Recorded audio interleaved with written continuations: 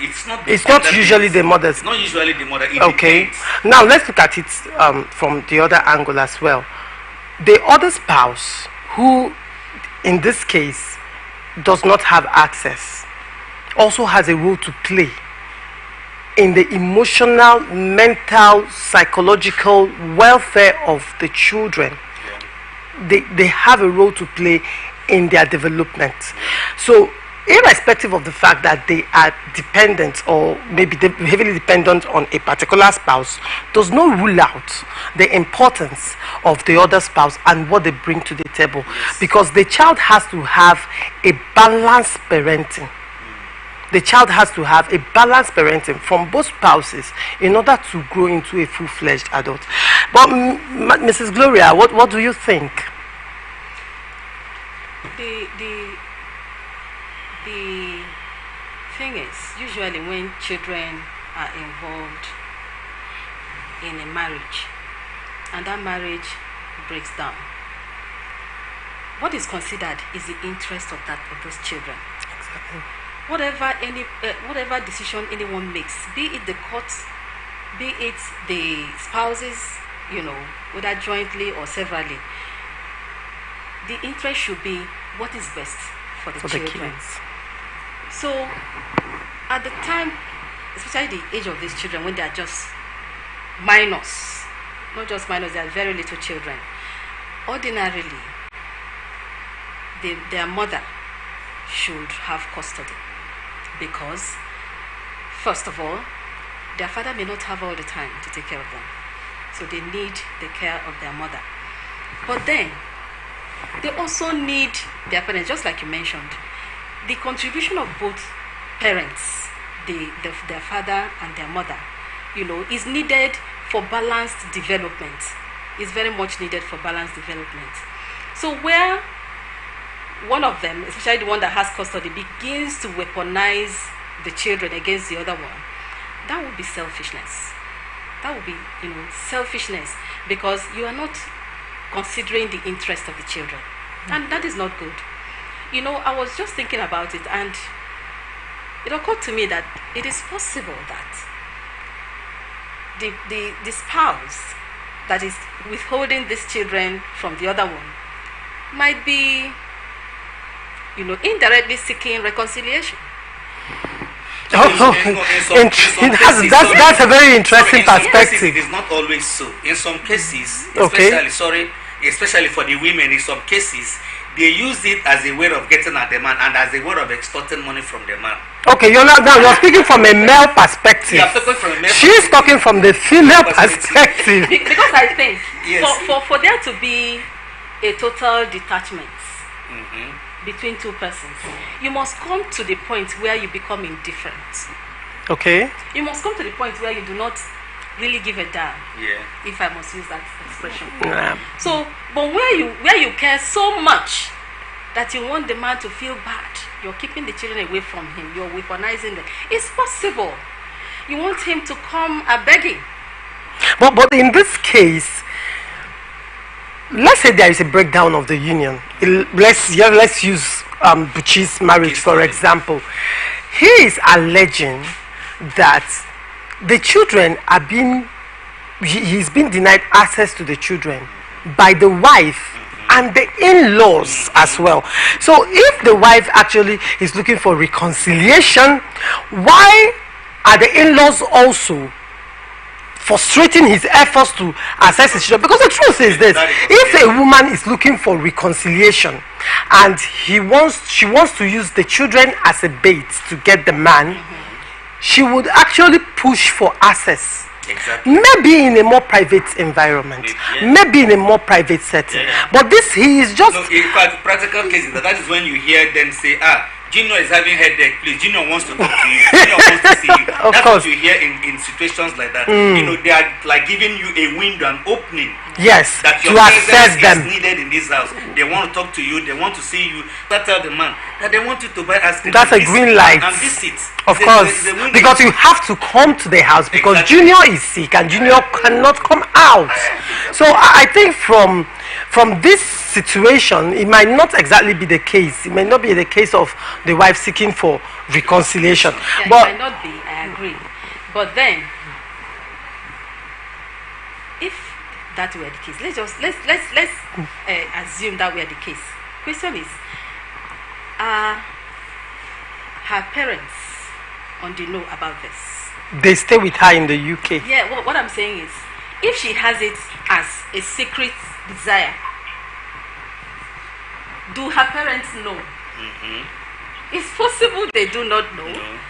And they are doing their own thing, thinking, my daughter does not want her ex-husband to have access to the children, so they are carrying it, to another level. Trying to help their daughter achieve what she has in mind. Not knowing that there is an ulterior. But if you listen to the story very well, there is an aspect of the story that he alleged that they are extorting money from him based on that, and he has to pay to see his children. So he found out that the music has That was welfare. the music has changed That was completely. welfare, wasn't it?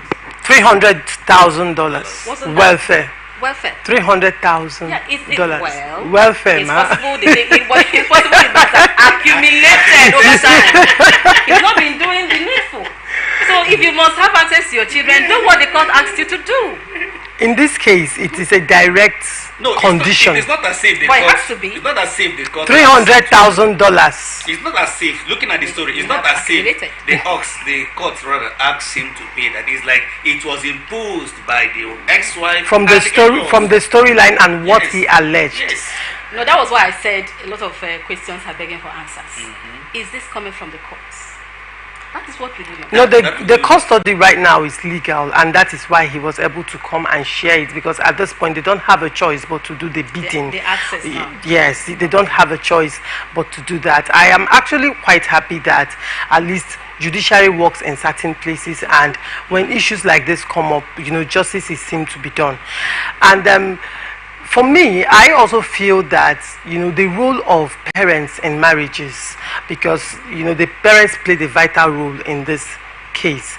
The roles of parents in marriages, in-laws especially, to come to a point where you begin to see your son-in-law as your son, and you see your daughter-in-law as your daughter. But unfortunately, we have this mentality where the son-in-law is another man's son. The son-in-law is the son and not my son.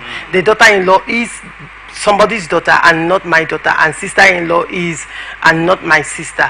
And this makes preferential treatment, unbalanced judgment, when issues arise in marriages, especially issues that the couple are unable to handle, and perhaps at some point they have to look for help, perhaps from their parents. And you see this one-sided judgment always coming up, because you are not judging that my two children have issues. So I am coming from an angle where I need to bring reconciliation, I need to bring the love back, rather the take sides, and then there is inevitably a breakdown of the marital institution. Nothing wrong. There are cases where you just don't need to do anything wrong. Maybe you're too beautiful, maybe you're too independent, maybe you work too hard, maybe you have more money than their brother, the husband in this case.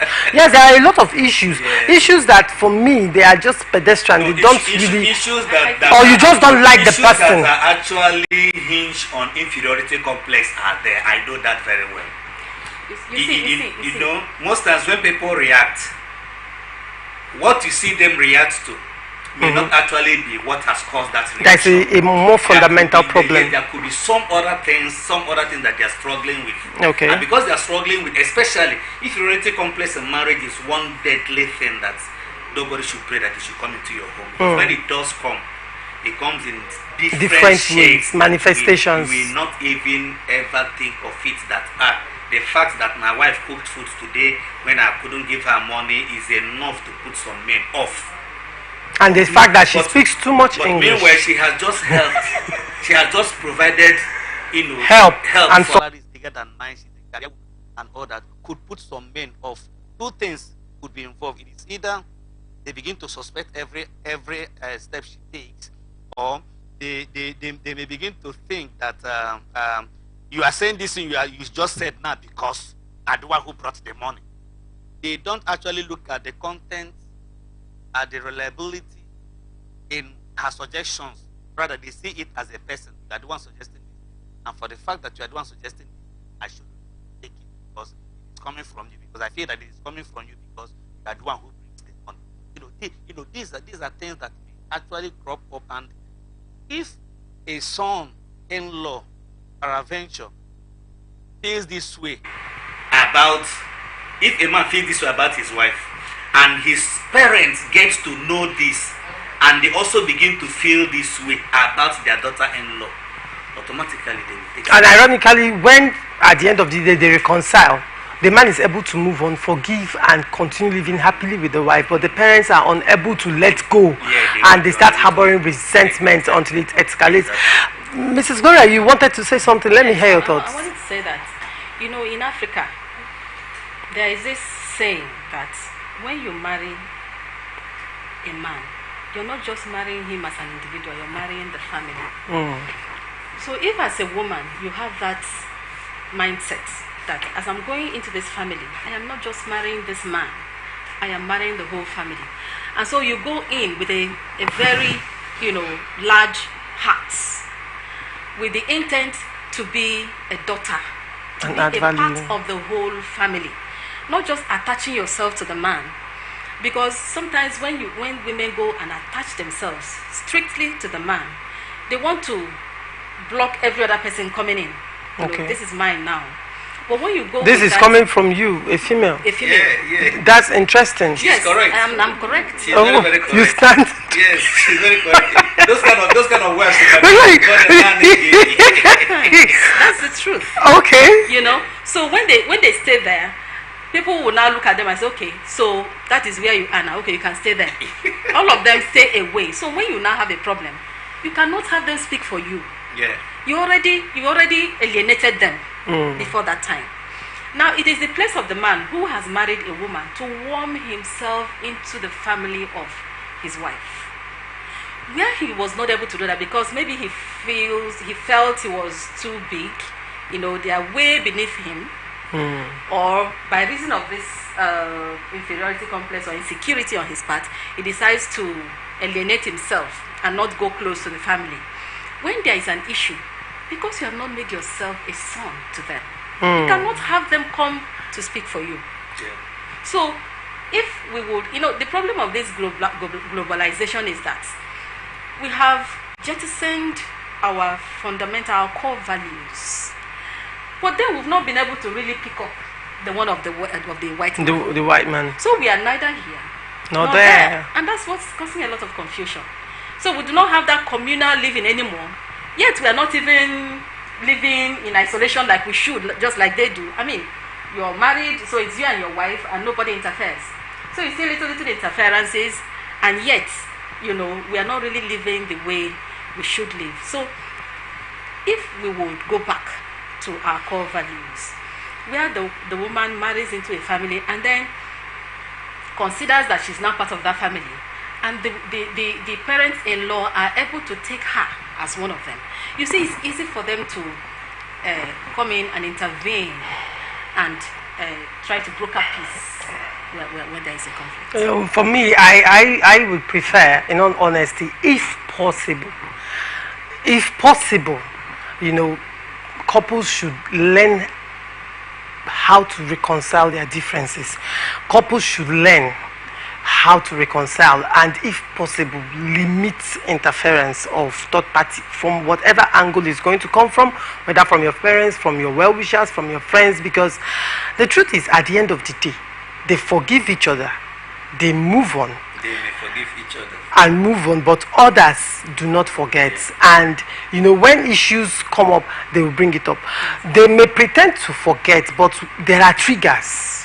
Yes. You understand? So when little triggers come up, it escalates, and you're wondering, where is this coming from? It's coming from the issue that their brother brought to them some 3 years back, and they saw him in a most vulnerable state, and perhaps judged from just his statement without actually hearing from.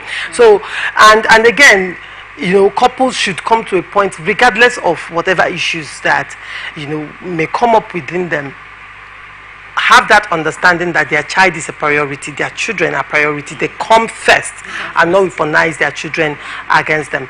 We'll go on a short break and we'll be back, and we'll be looking at actress Moet Abebe saying that most men do not have sense. This is going to be very interesting. Please stay tuned. We'll be right back. Don't go away.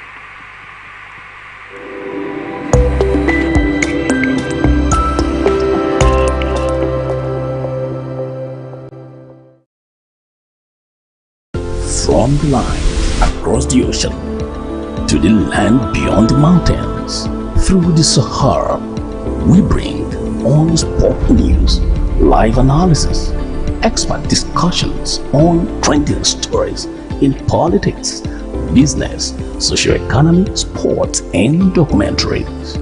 So catch all the updates on the happenings around the globe.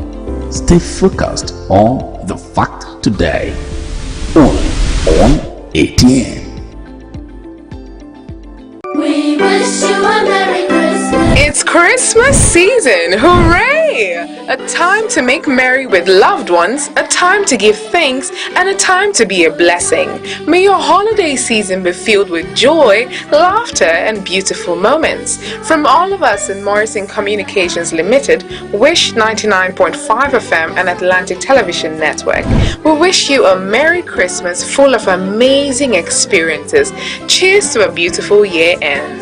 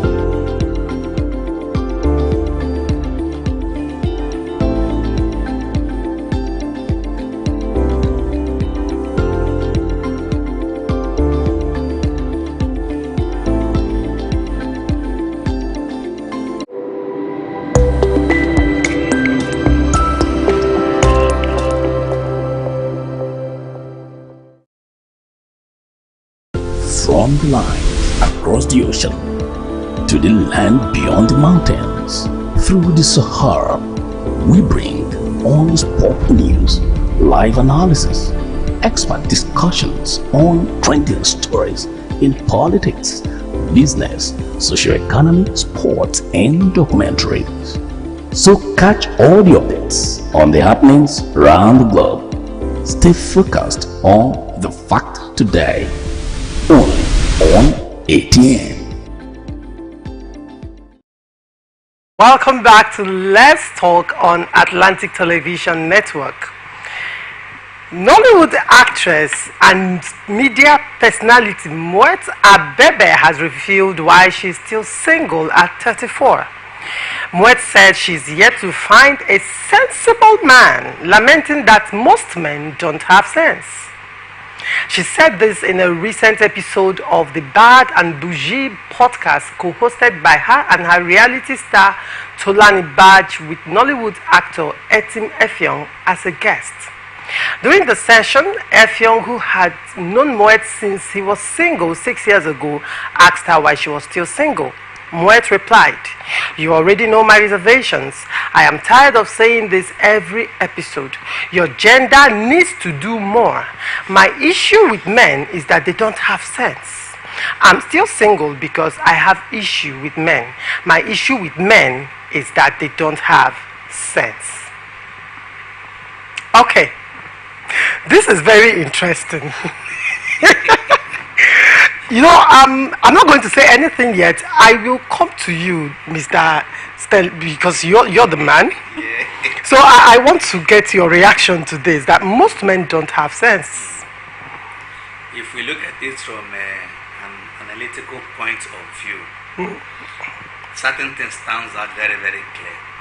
One, she has been searching and she stays searching. Okay. Two, she has her yardstick of measuring who has sense or who doesn't have sense, which I think is an individual thing. Okay. Three, she has tried severally and woefully failed. She has been trying, but she's been failing. So, for me, I will advise her to change her method of trial, change her method of measurement. It is possible she could find one that has sense, because it will be a fallacy of hasty generalization to say that all men Don't do have not have sense. sense. That would be a fallacy. It is possible that within her, there is this adage in Igbo language that says that a naked bird, one tiny bird that keeps flying, that a naked bird went to Imo River, took a drop of water on his beak, flew up and hit his chest, and prided himself that the whole Imo River is in his stomach. So you can imagine that. So within her little environment, it is possible that she has tried everybody and couldn't find one. So we shouldn't blame her for doing that. Oh my God. Because she done very, very myopic ideas in a one little closed environment, and that is why she's making this kind of statements. Wow. That was a comeback. Mrs. Gloria, please. What do you have to say? The question is, who is the standard? What is the standard? It's very subjective, because you cannot tell me that an idea say that it's an unfair generalization. Very, very unfair. So who is talking? A woman that has sense. So there is no standard of measurement, or who has sense, who doesn't have sense. So you who is subjectively saying that most men don't have sense, I think you are inadvertently saying that your standard of measurement is wrong.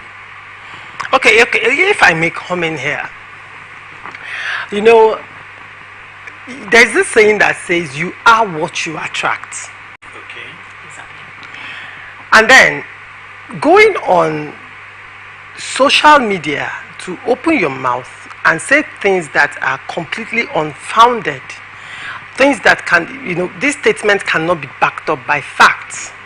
Now, it's spurious at best, because what were the variables to arrive at that conclusion of sensible men? And when someone of that nature opens a mouth and says things that might come off as not very sensible, while accusing others of being not sensible, you now begin to ask yourself and wonder, maybe it is not the men at this point. Maybe it's you. Because I feel that if I am doing a certain thing and it's not working, maybe I should try to do it another way. If the problem is from me, perhaps the way I am going about it, perhaps I need to, learn more. Perhaps I need to upgrade my skills and do better. So the question is, the person that is accusing most men of not having sense, how sensible is the person? Because you are what you attract.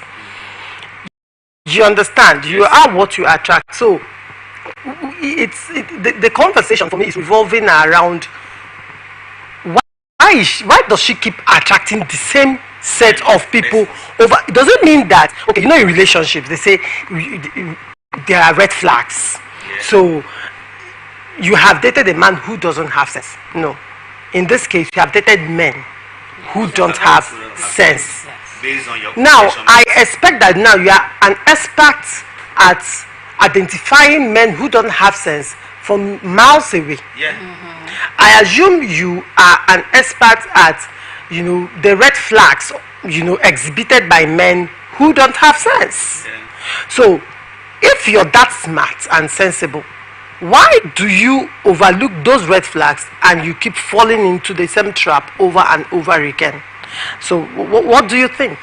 You just said it all. If she is able to identify those who don't have sense, having been very, very experienced in dating men that don't have sense, it means that she could actually look at a group of men and just do a divide.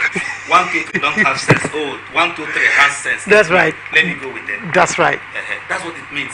But in this one now, she knows those who don't have sense, and she's not able to identify those who have sense, which means that something is wrong with her sense, in her own measurement and with her own senses. That's what it naturally means, that something is wrong somewhere.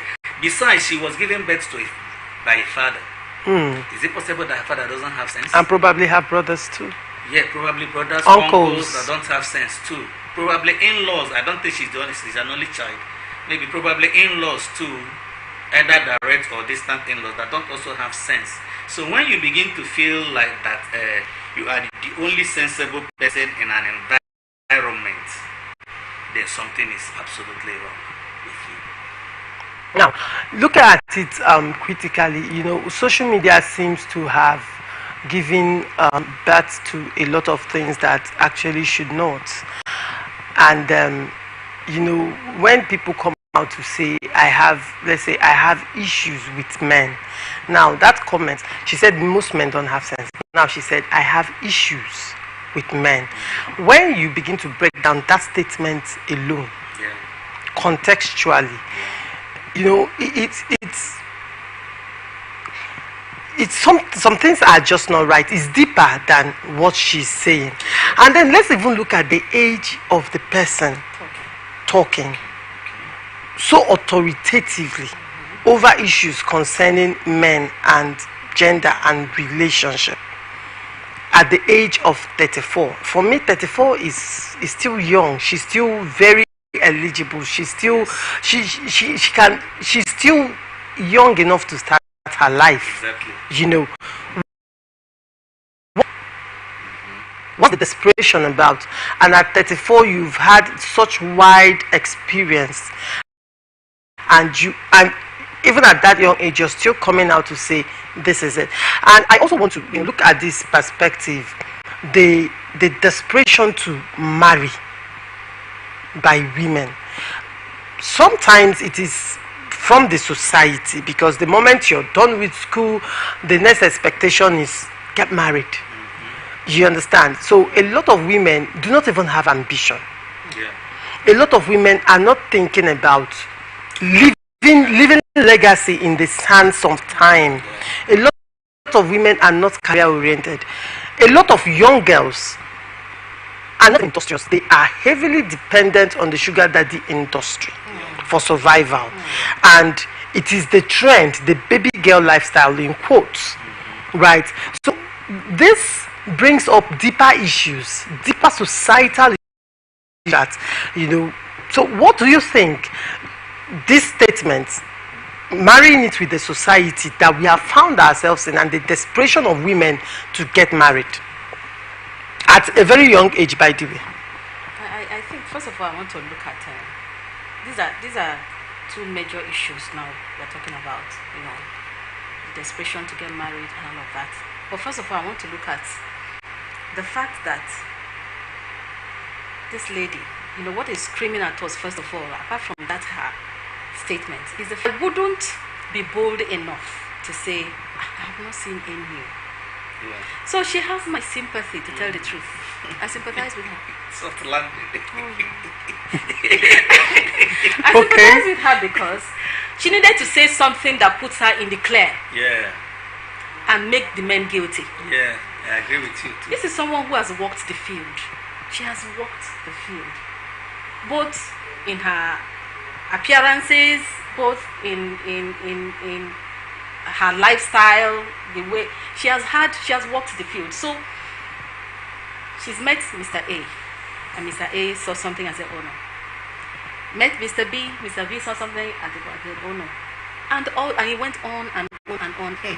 You think she has given up at this point? To the extent now that she feels, yeah, because everyone she dates, so to speak, finds a reason to leave. She's not been able to, hook someone, to the point of commitment. And so that thing is just more or less trying to cover up. It's a cover up. That statement for me, it's a cover up. And I am looking at someone who is angry and lashing out. And lashing out, yes. That's what I'm looking at. So she has my sympathy. So much disappointment. That's it. But does lashing out solve the problem? No, because she's lashing out at men who she's having.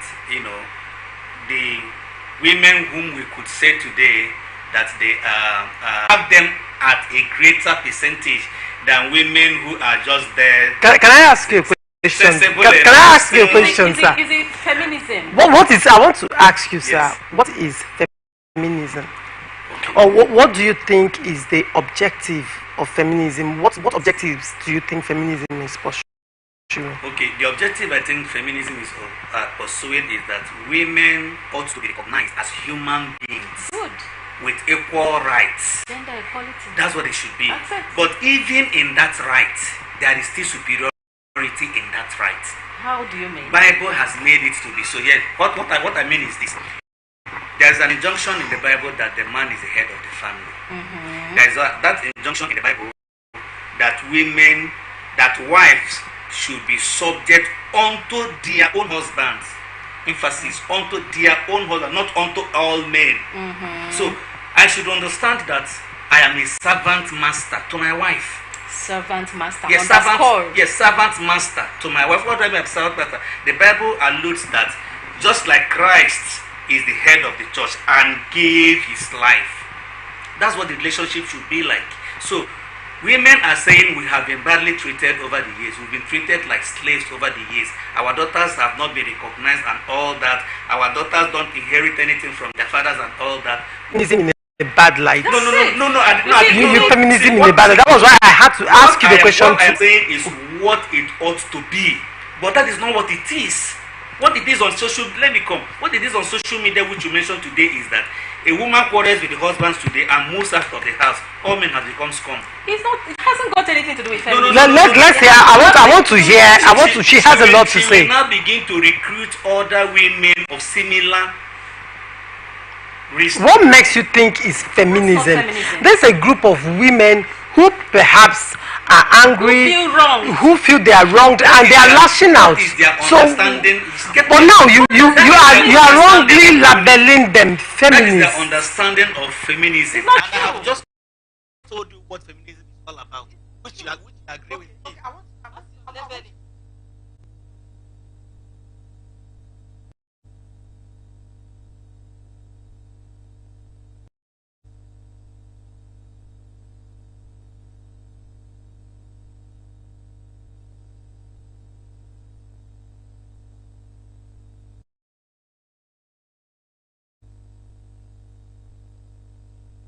Allowed to rise to certain positions, industries, and